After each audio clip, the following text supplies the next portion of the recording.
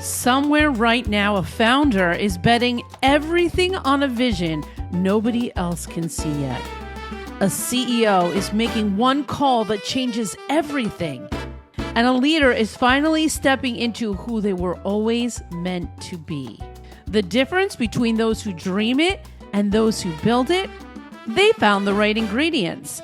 I'm Julie Riga. This is Stay on Course Ingredients for Success, and you just pulled up a seat at the right table. Stay on course, find the ingredients inside of you. A little courage, a little grace, the legacy you leave is the life you choose. Stay on course, every story's got a recipe.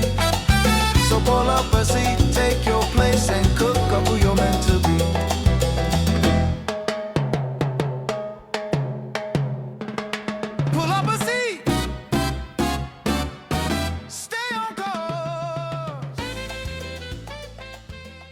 Welcome everyone to the next edition of the Stay on Course podcast. Today I have Kylee Ingram all the way from Australia, and she is a former television producer turned innovator in interactive media, decision science, and organizational intelligence.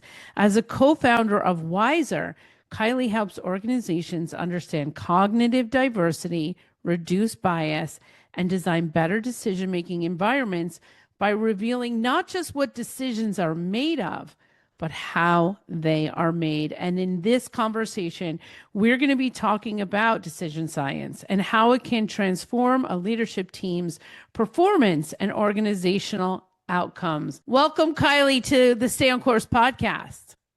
Thank you for having me. It's great to be here. Thank you. Thank you for joining me today all the way from Australia. Let's just tell everybody what time it is there. Well, it's 6 o'clock now. But when we first started talk, 6 a.m. It's 6 a.m. Yeah, it's a great time of the day. And here in Eastern time zone, it's 4 p.m. as we record this episode.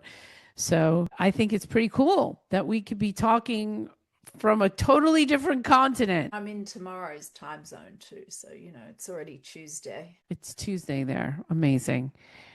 Well, before I get started, tell me, what is your favorite food? I think I'd have trouble going past Thai food. So I don't know. I love a good pad see ew dish. Can't go past that.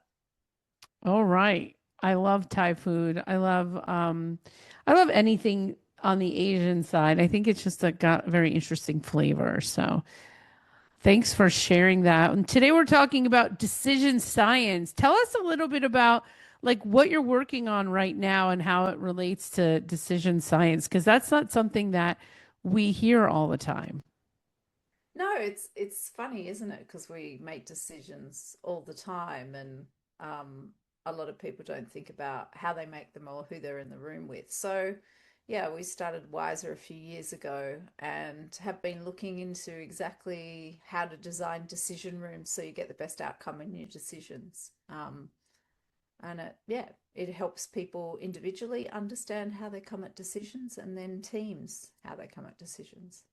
I love that. It sounds like something we should be talking about today. Well, why don't we? Tell us how somebody that was a TV producer started talking about decision science. Yeah, I moved over into interactive platforms. There's people started to talk about interactivity 15 years ago. And so I started designing things that were a bit more less passive than TV. So I did an app for kids, and I got a couple of nominations at Cannes for the stuff I was making. I was like, oh, this is really fun. So started to get into the tech world a bit more. And I lived in Boulder, Colorado for a couple of years and sat in a tech accelerator, just listening. And I was filming some stuff, but just understanding there's a real process. And one of the things I did when I was still in TV was crowd TV. And I was trying to get around these commissioning editors. There's so few of them deciding what goes on TV. And we did a program called Crowd TV and got the crowd involved. So I learned a lot about crowd science at that time. And my co-founder came to me. He just finished his research in crowd science, and he said, hey, do you want to work on this? I think think you'd like it. And he'd done a pilot with Sydney Children's Hospital Foundation and tripled the amount of pediatric research they raised that year using a wise crowd process. And at the same time, my friend at Deloitte introduced me to the wonderful Dr. Juliette Burke, who ran her own department at Deloitte around um, how to get better decisions using cognitive diversity, like understanding the different diversity, the way people come at things. And she worked with over 450 organizations and found that you can get a 30% reduction in decision error and a 20% increase in innovation. So we used her research and Scott Page's research in Michigan University. He found the same thing. He was a mathematician. Found, yeah, the importance of this stuff. So, we stand here on the shoulders of some great research to build out this company. Awesome. Awesome. So when we talk about decision science, can you give us a definition of what that means? Yeah, there's science behind how to make a good decision. Like it's scientifically proven how you can improve that error, reduce the error and increase innovation just by having the right mix of people in the room. I love that because we do need the diversity of thought. Okay, so when we're coming up into decision science and the ingredients for success, let's get into the ingredients. So the ingredients are um, Juliet found that this cognitive diversity piece. So you're all coming at things from different perspectives. And she found there were 6 ways of coming at a decision. Some people are worried about outcomes. Some people are worried about the risk. Some people are worried about process. So understanding that is the first step. And then also in a decision, there are a couple of other factors in the sense that outward diversity is still important in the sense you don't want to homogenize a group. And that comes from jury studies. They studied this in people making decisions in juries, and say you get a homogenized group and they're white people, and you introduce a person of color into the room, it's not just that there's a different perspective in there. The homogenized group checks themselves and become better decision makers. So there's that outward facing diversity. And then the most obvious one is experience. If you're going and, you look at Boeing, they've just done this. They took the engineers out of the room because they wanted to make more money and put management, reshuffled. It hasn't gone well. And if you look at both disasters that NASA had, they sidelined the engineers that were screaming, this is going to go badly. So experience is important. So once you have that mix of people, you don't need a lot of people. You just need, 10 people, and you're away. Hmm. Having the different people in the room helps make a better decision. I love that. Um, what's important when you're picking those people that come into the room? If let's say it's not a diverse team, like how do you get the best decision if there's a bunch of people that are more like each other than not like each other? Well, it'd be good, first of all, to understand how they come at things cognitively. Like, are they diverse even though they might look the same? Mm, And we have a free profile online at wizer.business. You can take your decision profile and it'll let you know who you are. And you yeah. have a primary and a secondary on that, where you're like, you can think one of 2 ways. And this is a bit against Edward de Bono's that you can just change your hat. You can't really change and think long term across more than a couple of them. So understanding that, if you've got enough primary and secondaries, and just being aware of what you might be missing. Like I know in our company we lack analyzers. So just being aware that we are not all, that we might head into a decision without all the evidence or something. Just be aware of who's in the room. And I think even that mindfulness of who you're putting into the room rather than it just being a captain's call is really important. Hmm. Cool. So tell us a little bit more about how we can design some better decisions through using structure, data, and communications. Well, I think part of it, if you're going to make a better decision, is understanding that we all come to a decision with bias. So, we're trying to get rid of that bias before we come in. And it's when you're designing the room, you try to get rid of three main bias: social bias, so who gets listened to and who doesn't, and that leads to groupthink if you're not taking care of that. You've got information bias, so what information is put in and what's ignored. And people will overweight data. We see this online all the time, in groups, in social media groups. They're overweighting data and their views, and they all end up siloed, yelling, yelling things, the same things, and you feel good. You feel good about that. But if you undervalue unfamiliar sources, sometimes that creates those blind spots. And then complexity comes in capacity bias. If the load is too high, they'll default to the familiar. So that limits creativity and your quality of outcomes. So they're the three things that you have to accept you have before you go into a room, and then start designing around those three factors: your cognitive diversity, your experience, and that dehomogenization piece of age, gender, and ethnicity. Mm, interesting. So I know you've mentioned decision rooms before. I think that's Mm-hmm. something interesting because we I've never been in a decision room. I've never heard of that phrase before. So tell us a little bit about like what would we expect if we were walking into a decision room? Well, I think it's just a fancy word for of the room where the decision is made. It might be a meeting, it might be anything, but there are also, people will get together formally to make a decision. What we've also found, there's statistics around, before people come into the meeting, they've already made a decision. So, there's that as well. If you've already made the decision before you get into the room, that can be a problem. But we try and say the word decision room meaningfully, because we're trying to avoid leadership making the captain's call, like going, oh, well, I don't need to design this room, I know who's there. So just being deliberate about the people you're putting in that room, around the impact they'll have or the evidence they need. There's all these different factors. Make it deliberate when you're making a decision, rather than it being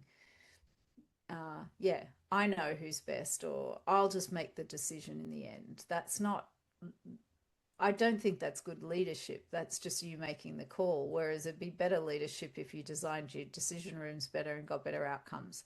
And one of the other factors that not only comes with this is buy-in. If people can see their similar type in the room, even if they're not in the room, there's more buy-in after it, which is one of the interesting byproducts of what's going on there. Mm. Yeah, I think that like having the people come into the room is a good practice, especially for accountability reasons. I think that people forget that when there is a team of people making a decision, they're also creating buy-in from the team to actually move forward on a decision, right?